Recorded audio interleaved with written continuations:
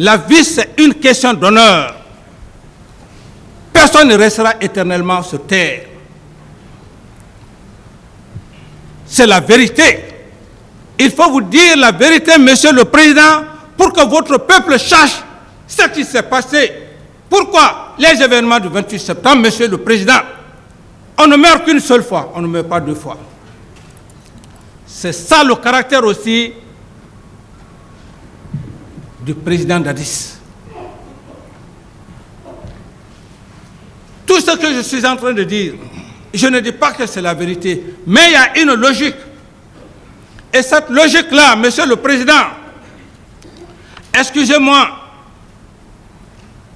mes chers magistrats, mes chers éminents, excusez-moi de vous donner un peu une petite séquence. Nous ne sommes pas là pour les études philosophiques, mais c'est pour vous rassurer que ce que je suis en train de dire, le mensonge et la vérité, ils ont un rapport. Je vais vous lire cette loi. La loi des contraires ou la loi de la chose et son anti-chose. Cette loi fut découverte par Héraclite, qui, par la suite, est devenu populaire par la pensée cohérente d'Emmanuel Kant. Selon Emmanuel Kant, rien ne peut être pensé sans son contraire. Selon Emmanuel Kant, il y a une profonde symétrie entre les rôles joués par une chose X et son contraire anti-chose X. L'une n'est que l'autre manière de parler de l'autre et vice-versa, si grand soit leur antagonisme. Si nous parlons de la mort, ça c'est selon Emmanuel Kant, si nous parlons, parce qu'il y a la cohérence, comme je parlais d'une forme pyramidale, que M. Toumba, je m'excuse, il a fondé ses allégations sous une forme pyramide qui ne tiennent pas, dont les structures ne tiennent pas. C'est ce que je veux ressortir ici, pour que vous voyez la cohérence. Parce qu'en matière de jugement criminel, il faut de la cohérence. Et ce que je vais vous maintenant revenir au sujet du complot, vous allez voir s'il y a une cohérence entre tout ce que je viens de dire et surtout concernant les événements du 28 septembre et le complot. C'est extrêmement important, Monsieur le Président. Je ne suis pas en train de donner un cours de philosophie, mais c'est pour juste faire asseoir votre conviction, Monsieur le Président. Parce que la conviction, c'est la chose la plus perplexe. X parle ici, Y parle ici. Il faut que Dieu soit seulement avec vous. C'est pourquoi je vous demande de garder un peu cette patience, que je puisse faire ce passage. Donc je disais... Prenez tout votre temps, M. Camara. Voilà. Moi. Prenez tout votre temps. Voilà. C'est pourquoi, Monsieur le Président, eu égard à la complexité et à la perplexité de la charge qui vous incombe aujourd'hui, Monsieur le Président, votre destin n'appartient à personne, Monsieur le Président. Votre destin est inscrit en lettres de sang sur votre front. Le moment où vous devrez prendre la décision, cette lecture, je fais simplement ça pour que vous sachiez un peu le raisonnement dialectique. J'ai parlé d'Héraclite. Héraclite avait une pensée qui avait pris presque à l'époque toute la pensée de ce monde, mais il n'y avait pas une logique, ce n'est qu'Emmanuel Kant. Donc je disais, si nous parlons de la mort, c'est qu'il y a la vie. Parlant du bien, c'est qu'il y a le mal. Il en est de même entre la vérité et le mensonge. Bien que antimoniques, mais ils sont dans une parfaite harmonie de complémentarité, l'une de l'autre, inséparables. Sans le mensonge, il ne peut pas y avoir de vérité. En matière de jugement, selon Emmanuel Kant, la vérité étant la première thèse, le mensonge la deuxième thèse, l'harmonie la symétrie ou la liaison dialectique entre les deux, ressort une troisième thèse qui est la conclusion ou le jugement qui relève exclusivement de la sagesse de la Cour que vous présidez, Monsieur le Président. Donc, comme vous pensez que c'est une lecture bidon, c'est ce qui va vous permettre, Monsieur le Président. C'est très clair. Héraclite, Emmanuel Kant, à leur époque. Alors, Monsieur le Président, je dirais que ce qui obligerait certains de contraire, voilà, je reprends la partie. Je dis, très bien, le mensonge, la vérité étant la première thèse, le mensonge la deuxième thèse, l'harmonie, la symétrie ou la liaison dialectique entre les deux, ressort une troisième thèse qui est la conclusion ou le jugement qui relève exclusivement de la sagesse.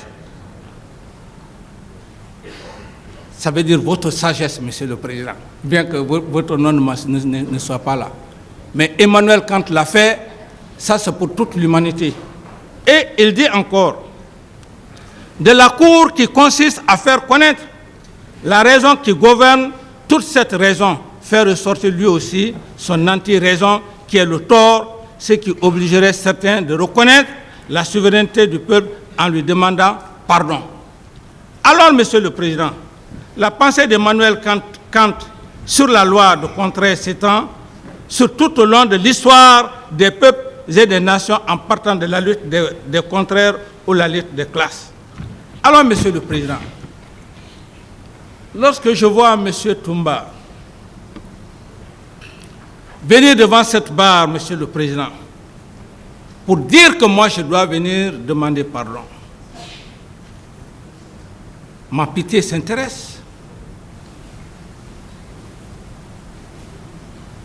Quel pardon? Quel pardon vais-je demander? Lui qui est sorti, Monsieur le Président,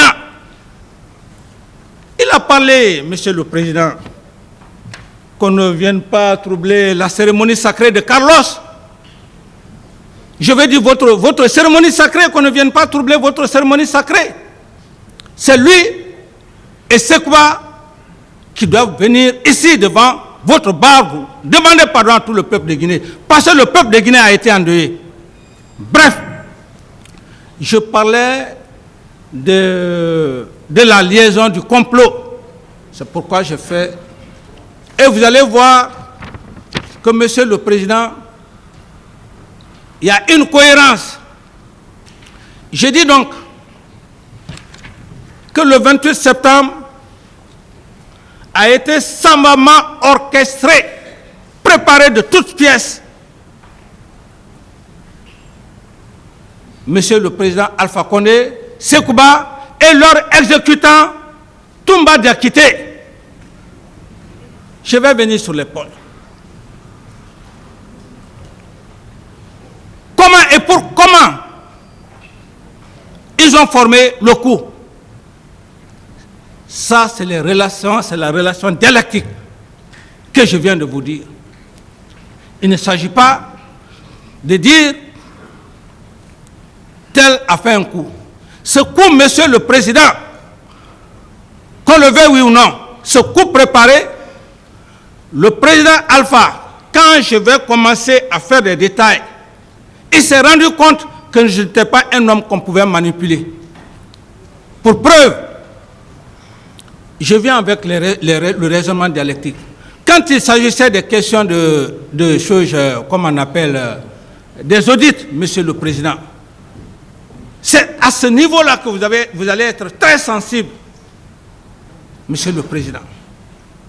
Au moment où il avait des audits, entre Dieu et moi, surtout ce qui m'est cher, ma pauvre mère, le Konya, qui m'a toujours dit, le jour où j'ai pris le pouvoir, il m'a dit, ne mens pas, ne trahis pas. Je le dis